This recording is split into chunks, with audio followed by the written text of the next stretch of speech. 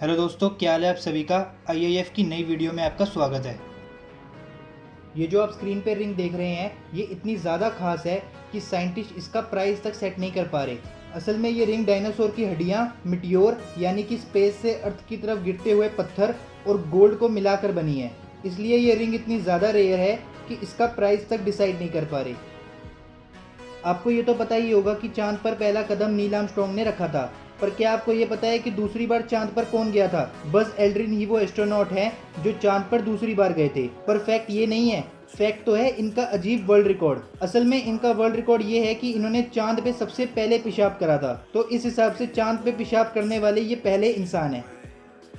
आपको पता ही होगा कि इंडिया के काफ़ी सारे लोग हैं जिन्होंने बहुत बड़े बड़े फ्रॉड करे हैं। फॉर एग्जांपल विजय माल्या और मोदी, नीरव मोदी। ऐसे ही कंपनी थी 2016 में जिसने ये दावा किया था कि दुनिया का सबसे सस्ता स्मार्टफोन बना के वो कंपनी तैयार कर देगी, और उन्होंने कहा था कि ये फ़ोन सिर्फ 251 रुपीज़ का मार्केट में बिकेगा। ये फ़ोन का नाम था फ्रीडम 21। और शायद आप यकीन नहीं करेंगे, पर इंडिया में कई लाखों लोगों ने इस फ़ोन की प्री बुकिंग भी कर ली थी, और इसी तरह से इस कंपनी ने इतना बड़ा फ्रॉड किया, जिसके बाद इस कंपनी का मालिक करोड़ों में पैसे कमाकर देश से चला गया। लोगों ने प्री बुकिंग कराते टाइम तो ये सोचा था कि अगर 251 रुपीज़ मर भी जाएंगे तो क्या हो गया, वो कोई इतनी बड़ी रकम नहीं है। पर लोगों ने ये नहीं सोचा कि जिसके पास जा रहे हैं वो सिर्फ 251 रुपीज़ से ही कितना अमीर बन जाएगा। आपने देखा होगा कि त्योहार पर अक्सर स्कीम्स निकलती रहती हैं, जैसे कि Diwali special, winter sale, summer special etcetera. उसी तरह से 2015 में BMW कंपनी ने एक स्कीम निकाली थी जिसका नाम था अप्रैल फूल्स डे स्पेशल, जिसमें यह था कि आप अपनी कोई भी पुरानी गाड़ी लेकर आओ और बदले में फ्री ब्रांड न्यू BMW गाड़ी ले जाओ। अब उस दिन अप्रैल फूल्स डे था तो सबको यही लगा कि ये कोई प्रैंक है BMW कंपनी के द्वारा। पर सिर्फ एक लड़की अपनी पुरानी कार लेकर चलेगी BMW के शोरूम में, और उसके बाद BMW कंपनी ने उस लड़की को brand new car free of cost दे दी। उसके बाद जब अगले दिन ये खबर अखबार में छपी तो लोगों को ये पता चला कि BMW वाले मजाक नहीं कर रहे थे, वो सच में फ्री गाड़ी दे रहे थे।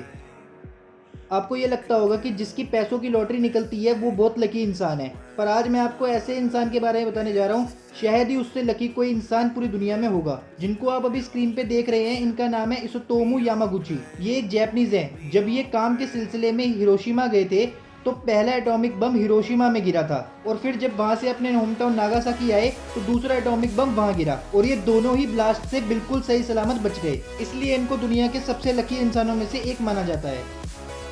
आपको पता ही होगा कि जब भी बारिश आती है तो हमें अम्ब्रेला यानी छाते की जरूरत पड़ती है, और उसी वजह से हमारा एक हाथ रह जाता है कुछ भी काम करने के लिए। जैसे कि वॉलेट से कुछ पैसे निकालने हो या फिर कोई भी काम करना हो तो सिर्फ हम एक ही हाथ से कर सकते हैं। पर इसी चीज को दूर करते हुए इंजीनियर्स ने एक ऐसा अम्ब्रेला बनाया है जिसको पकड़ने की भी जरूरत नहीं है। ये जो आप स्क्रीन पे अम्ब्रेला देख रहे हो, इसका नाम है फ्री पैरासोल ड्रोन अम्ब्रेला। इस अम्ब्रेला के अंदर ड्रोन के साथ साथ कुछ सेंसर्स भी लगे हैं जो कि आपकी बॉडी को ट्रैक करते हैं, और उसी के साथ साथ आपके सर के ऊपर हवर करते हैं, मतलब कि मंडराते हैं। डेवलपर्स का कहना है कि आप चाहे कितनी ही स्पीड में क्यों ना भाग लो, छाता आपको भीगने नहीं देगा।